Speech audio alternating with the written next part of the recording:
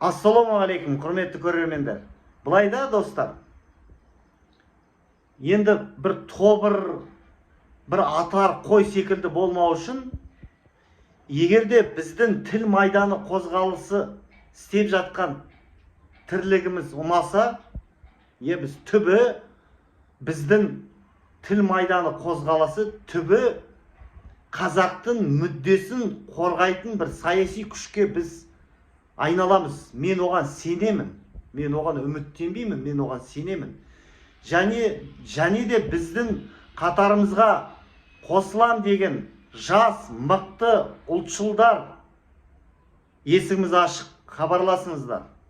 Және де біздің ұйымға өз үлестеріңізді қоссаңыздар болады. Мысалы, кейбіреулер қолдарынан бұндай келмейді. Бірақ айтады, Қуат, қаржылай көмектесеміз дейді. Есеп шотыңды бер дейді. Жекеме жазыңыздар. Байланыс телефоным +380 680 25 27 25.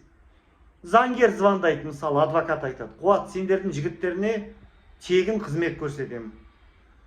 Бір программист хабарласады, Қуат, сендерге бір сапалы видеоролик жасап беремін.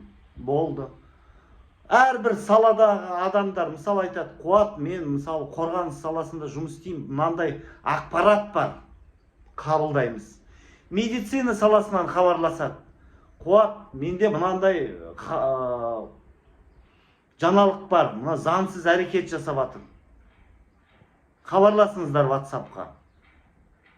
Мемлекеттік қызметте шекарада істейді, айтады, Қуат, мында қазақтың мүддесі сақталмай, Ресейге заңсыз өтіп бара жатыр, мынандай бір жер, мынандай бір, білмеймін, тағы бір.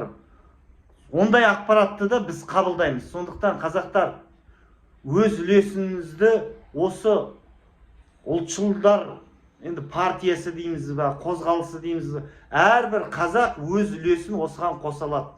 Сондықтан хабарласыңыздар, күтеміз.